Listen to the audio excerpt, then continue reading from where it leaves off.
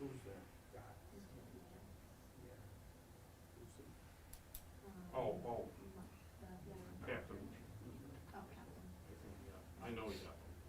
Okay. Ask me the question.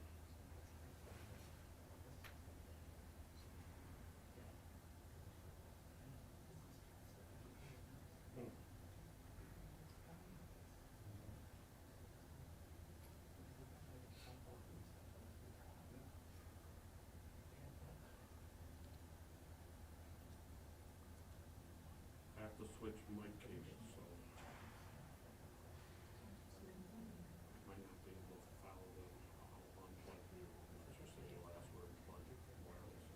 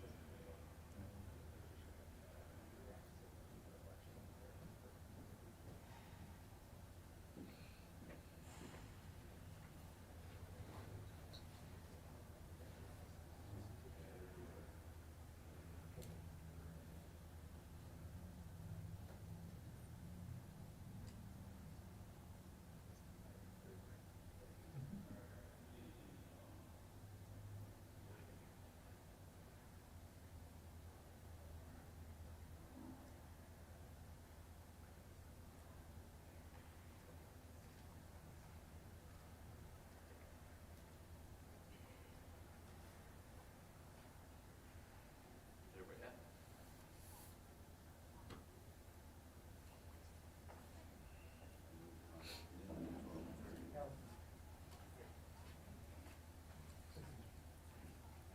Hey, Brad.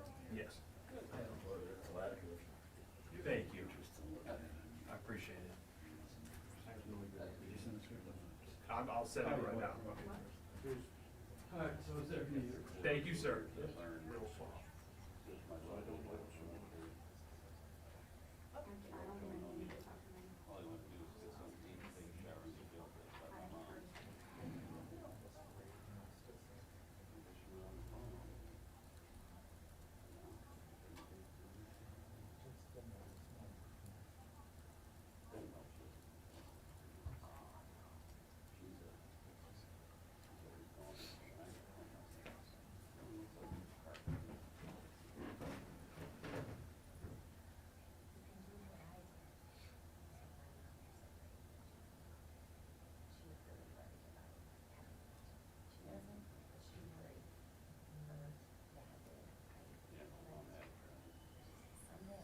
End up somewhere.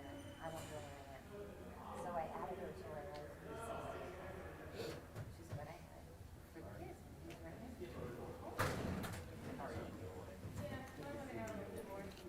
Young man. Okay.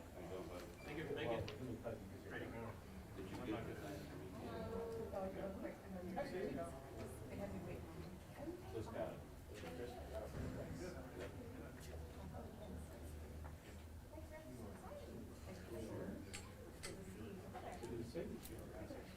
I just got it 2 minutes ago. Yeah. Because you're not black. You need a hard copy?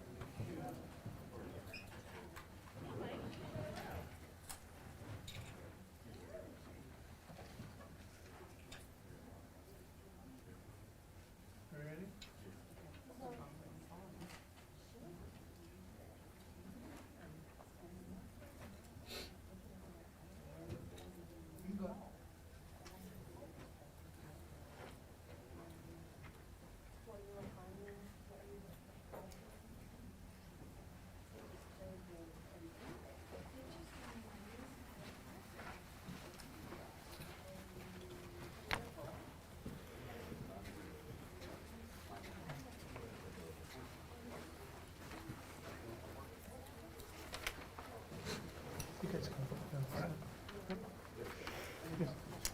Hello, thank you for being here. We're going to go ahead and get started. I'm Stephanie Marsh. I'm the Director of Communications for the City of Akron. I'm happy to welcome you here today. We are going to be providing an update to the fire and evacuation which occurred yesterday on Rosemary Boulevard. You're going to hear from a number of members of our administration today. We will have time for Q&A at the end. Just some instructions as we are going to go into that Q&A. I'm going to start on my left. We're going to make our way to our right. I'm going to ask that everybody keep questions to one at a time. You will have an opportunity to ask several questions. We'll go through several rounds of Q&A. At this time, I'm going to turn it over to Akron Mayor Shammas Malik. Good morning, everyone. Before we get into the update, I just want to take a moment and thank a number of folks whose efforts yesterday really helped make all the difference in our response. Our city staff did an absolutely incredible job in responding to this fire. In particular, Akron Fire and Akron Police. They showed incredible bravery and professionalism in the face of a large and fluid situation. Their efforts were nothing short of heroic. I also want to thank our service department teams, our recreation and park staff who helped shelter folks at our community centers, our communication folks, and beyond. The way everyone across this organization jumped into action to help serve others was a tribute to the best of what city government can be. We certainly couldn't have gotten through this alone, though. We had a number of partners across the community who were able to assist. I want to thank the Red Cross. I want to thank the Summit County Health Department, our Summit County hazmat team, our hospital systems, including SUMA, Akron General, and Akron Children's Hospital, Summit County Emergency Management, the Summit County Sheriff's Office, the Akron Metro RTA, who helped transport folks from the evacuation zone to our community centers, the Ohio EPA, our council members, including Councilman Johnny Hanna, whose ward the fire occurred in, and also Councilman Kamer, whose ward included the Firestone Park Community Center, which was one of the evacuation zones. Lastly, I want to thank the community at large. I want to thank the folks who helped share information and the folks who just stepped up to help out their neighbors in a time of crisis. Chief Harding just said it as we walked over here. It is in the worst moments that you see the best of humanity, and I truly believe that. I'll turn it over to Akron Fire Chief Leon Henderson for an update. Thank you, Mayor Malik, and thank you for your leadership during this time as well. And I'll be remiss if I want to thank the personnel, as far as the women and men of the Akron Fire Department, for the heroism and the job they did yesterday in the elements that we faced with the heat exhaustion. So I want to thank, I am privileged to be in charge of the greatest workforce Akron Fire Department has to offer, and the best fire department in the country.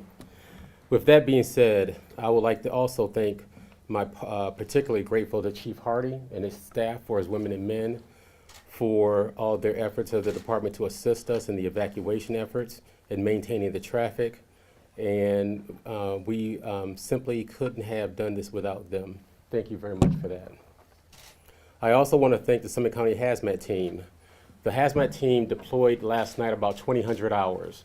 We had approximately 20 individuals that was part of the Summit County Hazmat team, and that make up 8 departments throughout the county. So thank them for their hard work and their leadership as well. As an update, first, we would like to share previous names of the company that was involved in the actual incident yesterday. The company name is SMB Products. That is the name of the company, SMB Products. The fire is still ongoing and crews remain on scene as we speak. Due to the lack of structural integrity of the site, we've had to bring some of the construction equipment to help tear down the additional walls so our teams can effectively reach the areas that are still burning and put those fires out safely and effectively. The one firefighter that was hospitalized last night is still in the hospital. He's making a recovery at this time. So I've been checking on him every couple of hours.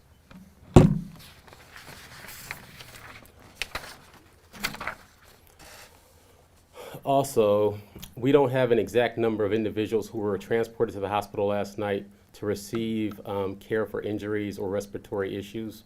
We still are investigating those counts. At this time, we believe the following chemicals were in the building at the time of the fire. That's methanol, xylene, propane, ether, and ethanol. We can't confirm whether those chemicals were the ignition source during the fire. We're still investigating and testing those materials. The Ohio EPA was on hand last night and is still here today, helping and assisting with the air quality. And they are checking for poisonous air and testing and everything is within normal toxicity as far as the air is concerned. And they gave the all clear to the residents last night to go back to the residents at 8 p.m. The air quality testing will remain ongoing. If there are any changes, we will provide an immediate update. I want to be clear that anytime there is smoke in the air, it impacts air quality. Some smoke products is a carcinogen and should not be actively inhaled. Anyone with pre-existing conditions such as asthma, COPD, need to be especially careful about inhaling smoke.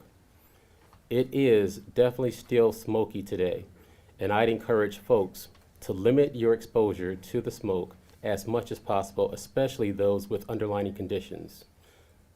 Wearing a mask can assist in filtering the air, and we encourage you to wear one if you're outside in the immediate area. If you're experiencing difficulty breathing or feel as though you are having difficulty breathing, please call 911 for assistance. We don't have anything to share yet of the cause of the fire. Our investigative team is getting boots on the ground once the smoldering's over, once the fire is out. We will have our teams that started doing the interviews yesterday, starting getting a list of all the chemicals that were compiled in the premise, and we'll have more to say on that in the future. Thank you very much, and I will turn it over to Chief Harding right now for his update. Thank you, Chief Henderson. As Lieutenant Murphy discussed yesterday, Akron Police assisted with the evacuation efforts and traffic control around that immediate evacuation zone. I want to say how thankful I am for the collaboration and the work of our officers. They did an amazing job. I also want to thank everyone with Akron Fire and everybody for all your efforts. Today, traffic is open as normal, with one limited exception. We are only keeping traffic limited on Rosemary Boulevard in a roughly 1 block area to assist the Akron Fire's ongoing response to the fire. We appreciate all the community's patience and your cooperation yesterday during the evacuation. The cooperation we received made the evacuation process run significantly more smoothly, and it made our jobs much easier. I'd also like to welcome up Deputy Service Director Euphransia Lash for an update on community centers. Thank you, Chief Harding, Mayor Malik. Good afternoon, everyone. Last night, the city activated 2 of our community centers as reunification centers for those who were displaced due to the evacuation zone. We had just over about 100 residents at the Firestone Park Community Center and about 78 at Joy Park. We didn't end up needing to activate Mason Park as we originally intended, so we didn't have to move in that direction. I want to thank my staff at both centers, both Firestone Park and Joy Park, for quickly jumping into action and pivoting to meet the needs of the community. I want you to know that your director is very proud of you this morning. We brought in pallets of water and snacks to provide those who were displaced and made the center as comfortable as possible for all those who were in attendance.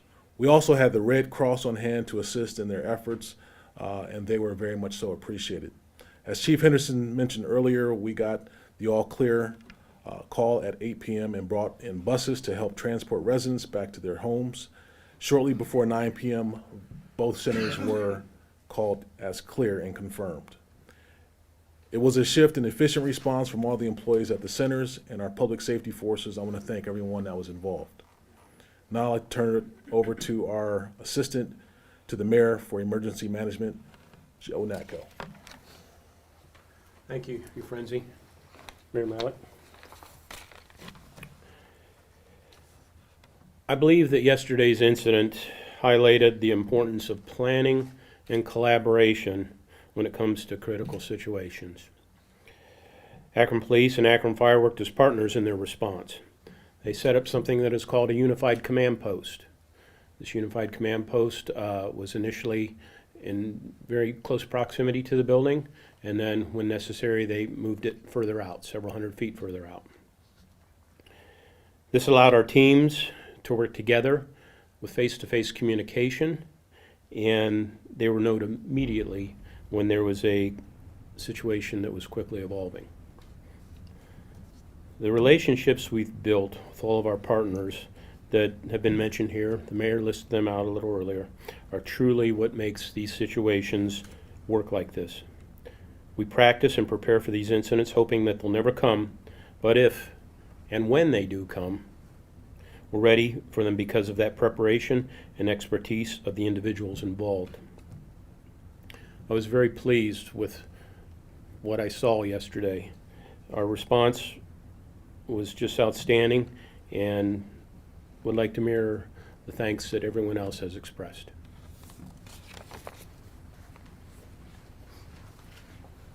All right, thank you to all our speakers for that update. We are going to open it up to questions now. Again, I'm going to start on my left. I'll give everybody an opportunity to ask one question. If you could please speak up so that folks on our live stream would be able to hear you. So I'll start over here.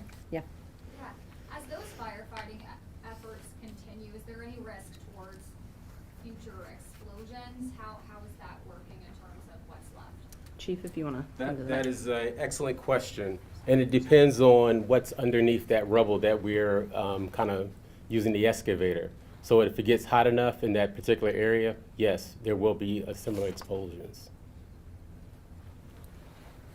Next question. Anybody on this side of the room have a question? Yes. I know cleanup is still underway. You're still investigating what's going on, but will this ever eventually be handed over to the EPA, or will this remain local when it comes to cleanup efforts? To clean up efforts, Henderson? Chief Henderson? I don't think at this point we can speak to that. I think, as we go forward, we're working very closely with Ohio EPA. They've been on scene. They're continuing to partner with us in the air quality testing and some of the other work. As for, the future of the site and, the, potential demolition or those kinds of things, I think it's too early for those. Yes, go ahead.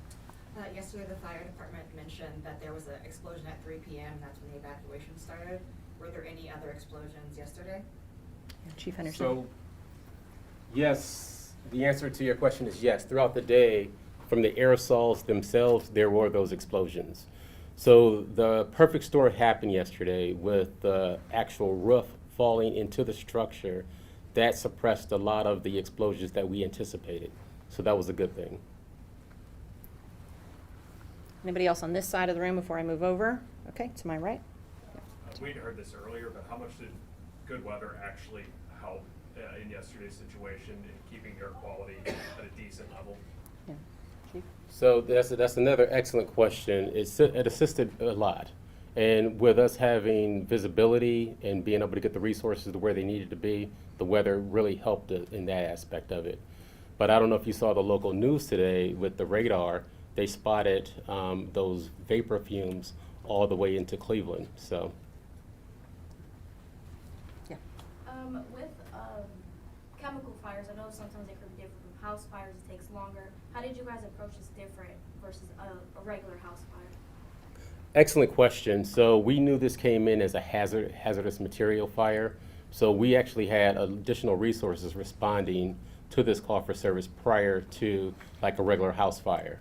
And with that being the case also, we actually hired last night because we knew this was going to be an extended operation, and we're approaching a 24-hour operational period at this time. We hired overtime personnel also last night. Anybody on this side of the room? Yes. I know that we're saying right now that the air quality is okay and everyone will be able to come back to their homes, no longer have to evacuate that half-mile radius. But what would you say to anybody who lives right there, that's their home, that's where their family lives, and they still have these concerns? Because as you're saying, this is a fluid situation, could change at any moment. What would you say to those families who have those concerns? I think, as we said, we acknowledge that it is smoky today, and that folks who have underlying respiratory issues should be especially cautious about the smoke, that folks should try to limit their exposure to the immediate area, around where the rubble is still there. And that if folks feel like they are, being exposed to significant amounts of smoke, or if they have difficulty breathing, that they call 911. But we, the general air quality testing has been very positive, and that's where the all clear came from. But certainly, we want just folks to be vigilant, and we're continually assessing. So if conditions do change, we will certainly alert people at that time. Has there been violations, to the best of your knowledge, at this facility? Whether it's fire code issues or building? So we started doing our research and analyzing what that looks like. So we can't disseminate that information at this time, but when there is a time to disseminate, we'll let you know.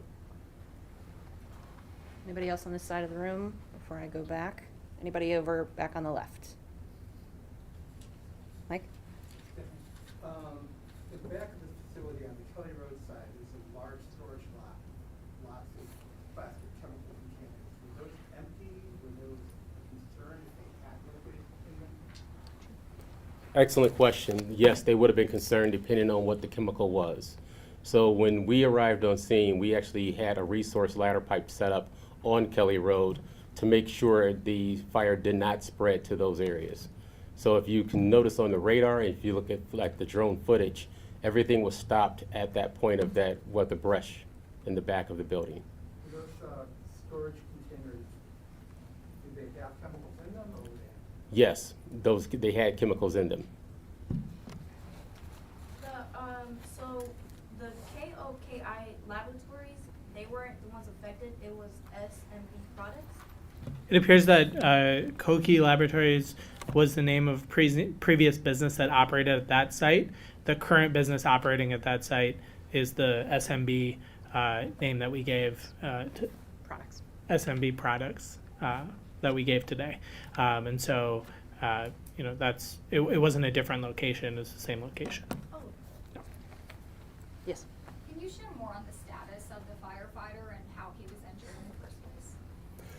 Yes, so the conditions yesterday it was very humid yesterday, and the operational period started around 1:15. So when you think about it, when you exercise, after 60 minutes, you're pretty much spent.